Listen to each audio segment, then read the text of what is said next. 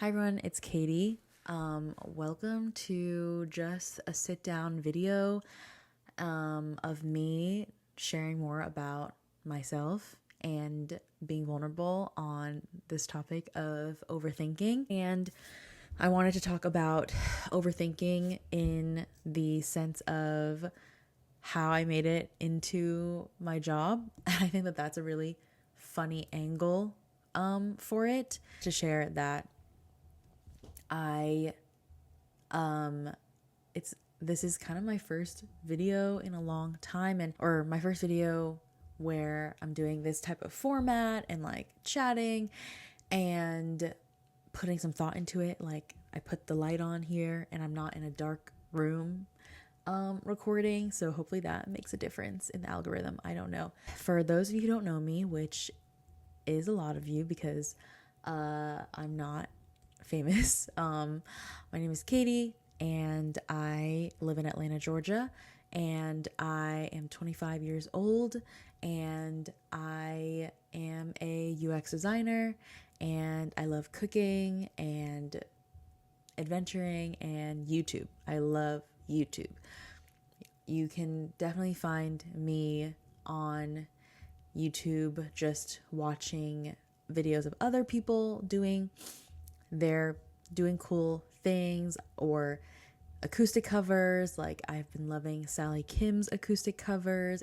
I love them, and I've always loved YouTube as a kid, and I owe so much of just cool things that I've discovered and cool creators that I've discovered from YouTube, and it's totally made an impact on me. So I even have YouTube Premium, and all of my friends judge me for having YouTube Premium, but I don't care. I love YouTube Premium. It is the best, and those ads were actually getting so annoying, and I could not stand not having YouTube Premium. But anyways, enough with my gripes. I wanted to make this video and kind of just start like a diary that hopefully reaches the right people, and use this as my creative outlet, so that my friends can get a break from me. I'm kidding. So now it's your guys' problem. And I wanted to be so transparent and say that, as with any first thing that anyone does ever, like, it's hard. You feel cringy doing it.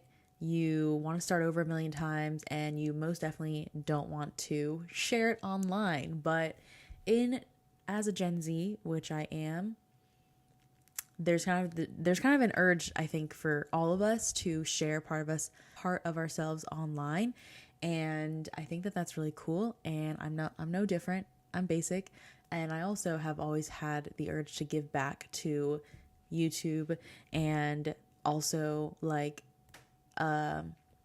come into contact, like, serendipitously with whoever watches on the other side. Overthinking, and how that is kind of my default state a lot of the time, and how it plays out in my life, and how I have learned to wrangle myself back when I am overthinking, but also how I found a career that kind of leverages overthinking, and that is UX design. So I am a UX designer, working for a software company, and I just feel like the whole career and the whole, like, the day-to-day stuff that I have to do, it involves overthinking.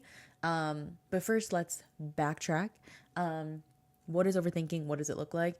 Overthinking looks like when you are that scene in 21 Jump Street, when Channing Tatum is trying to solve that chemistry equation, and that goes on and on and on. And except, he's on drugs, and you don't feel really euphoric when you're overthinking. Like, to put it this way, I have heard that I'm an overthinker, and I am like confused by that, because I'm like, overthinking, I just feel like I'm normal thinking. Like, that's just my default state. How could I be overdoing it? And that is the first sentence of probably anyone with a similar problem, or anyone that has a bad habit of doing something too much, where it's just like, this is over. Like, I just feel like that is default. Like, that is my line of normal thinking. And yeah, so overthinking just looks like rumination, thinking about things and jumping to conclusions about things, and you don't even have solid evidence in the first place to confirm that what you're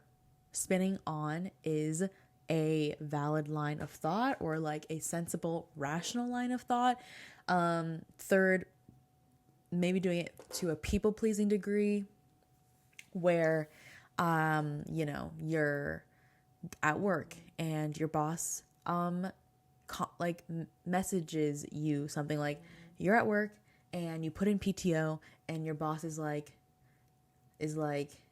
I don't know, okay, approved, with no exclamation point, no emoji. And then now you're thinking, oh my gosh, she thinks that I'm a terrible employee, and she thinks I'm lazy, and I should never take PTO again. Actually, I should just remove this PTO off the calendar for the sake of my reputation and for the sake of my job security. That is overthinking, my friends. And I am not, a psychologist to go through why one overthinks or all that, but I just want to talk from my own experience and say that, yeah, that is a very active mind. My mind is very active, and goes through those plots. Overthinking can really, really take ownership of your life. Maybe that sounds too extreme, but I think that overthinking can really be a huge stalemate and friction thing on who you actually are and how you actually want to come across. Somehow I've leveraged it positively into my job as a UX designer. As a UX designer, I am always needing to read, lots of reading, lots of analysis. And I don't mean to say analysis in like a ominous way, but analysis in I am reading in between the lines of the users, of the design decisions, of the product manager, and understanding like where they're coming from, and then understanding like the business and understand where they're coming from. And a lot of the times, like, this is a very, very common situation where, let's say I have to think through a logic flow, or like, if this event happens, then this happens, right? If this event happens, then that happens, right? I have to think about all the events that happen, i.e. interaction design. So part of UX design is the interaction design part, and you're literally thinking through just like all the cause and effect scenarios that a user experiences in software. And that includes happy paths, which we call like, this is the intended route. This is this is how we expect majority of users to interact with the software. And then there's such things as edge cases, where edge cases are the nooks and crannies in the software that we don't expect people to experience, or like the really weird or like really niche and small set of interactions that we don't, or scenarios that we don't expect a user to experience. But all that needs to be thought through so that we don't just post a 404 in the app. It's so that we still are flexible and we accommodate those user scenarios. But we know which one is going to be most thought through, which is happy path and majority, versus which one we know that we can account for, but maybe we'll invest less time and less resources into that. And anyways, I have had to put my overthinking skills kind of into play in thinking through all the scenarios and trade-offs and X, Y, and Z in UX design. And I know that there are pros and cons to applying it to design, software design. Pro, I'm able to at least point out the edge cases and point out the risk. But then I have to work on kind of pointing how big this risk is to even care about it. So that is kind of like an everyday practice of. And UI design. Oh my gosh. UI design is so much of an overthinking scenario because, you know, you're building a component, you're building let's say a drop down component, and within a design system, there's like multiple variations of a drop down. There's a single select, multi select. You can call a pop over a drop down. You could call a menu panel or a menu a drop down. Those are all kind of related. Oh, and then like, you know, chips are a part of a drop down.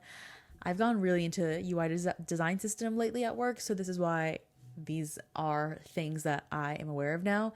But I noticed that me and my design team, you know, we're hyper fixating on small things, but not in a way that isn't sensible. But it's like we're thinking, oh, if we use this, then what are the different if we're using this component, what are the different ways that we're going to apply this? And does it even apply to is the way that this component is built, will it work and be flexible to all the scenarios that we're thinking about? So I guess how I can summarize how overthinking plays in UX design is imagine Doctor Strange, where he's envisioning all the different scenarios of one event, one milestone. That is me and what I feel my fellow designers. Anyways, it's everything everywhere all at once. It's Doctor Strange. That's how I would describe that as, or how overthinking is played to a positive level in the work. But I would say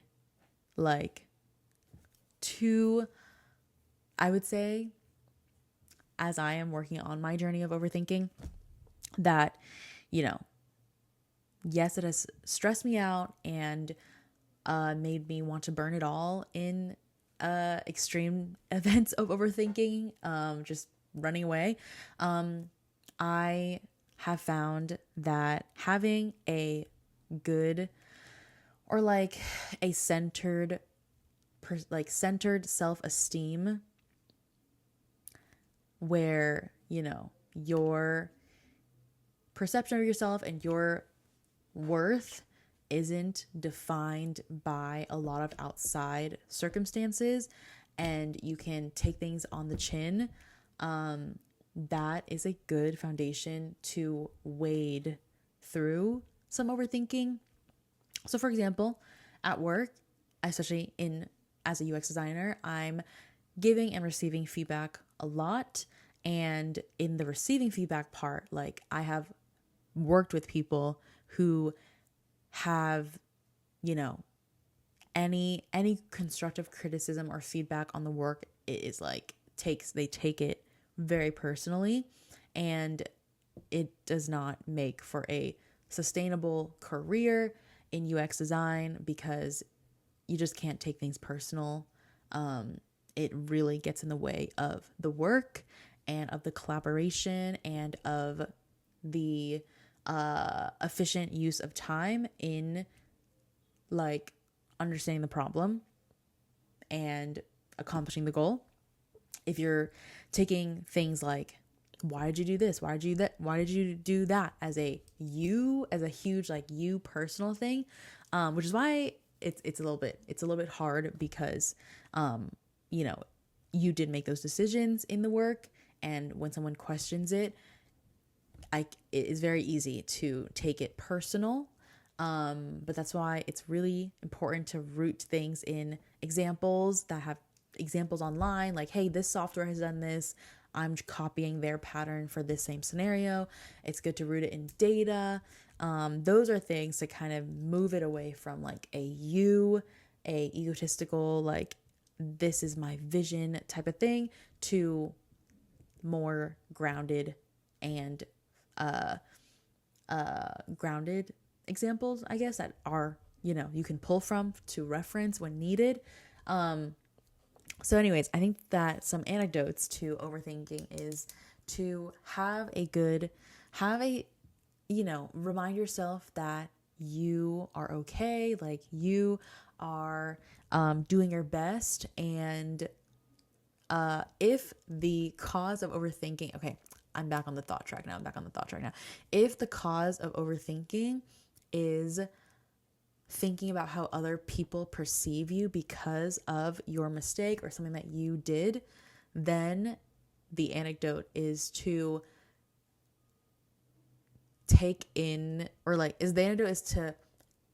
not think about, not value or weigh the opinions of others more than the opinion of yourself. Oh my God, I feel like I kind of just cracked the code on that. If the catalyst or the cause of overthinking is you being outside of yourself and thinking about how other people view you, then maybe the solution to overthinking is to not think about the potential opinions of what other people think of you. So in the example of like doing something new and starting a new hobby, whether it's cooking, like for example, I know that a lot of friends of mine are intimidated by the kitchen. Very valid fear, very valid like thought that cooking is a lot of work, a lot of effort, and it's like a mess. Like it can be overwhelming for sure. And then you overthink it. But then what if you put less emphasis on like how you are going to view yourself if you fail versus you just think about, you put your energy and intention on thinking about yourself as the person who tried and like tried to make something in the kitchen, whether it's with a recipe, whether it's with a YouTube video or a TikTok. Like you went in the kitchen, which is a fear of yours, and you slowly but surely focused on the trying versus the outcome. That could be a thought experiment. Anyways, that is kind of what I wanted to talk through today. As a chronic overthinker. Okay, I don't want to say that. I don't like labels like that.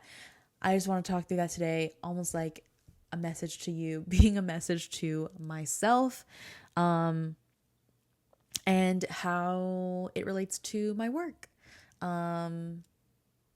If you liked this video, I thank you for liking this video. Please physically like it, or digitally like it. And yeah, this was kind of fun. And this was my first time. Okay, yeah, this was like a trial and tribulation of getting this out there just for my own purposes of, having that message I'm telling to you internalize into myself when I need it. So yeah, I hope that you liked that. And if you didn't, it doesn't matter, because I put my intention into setting this mic up, having it work, and making sure the lighting is better, and making something that I feel like I am proud of. So thanks for watching, and hope to see you soon.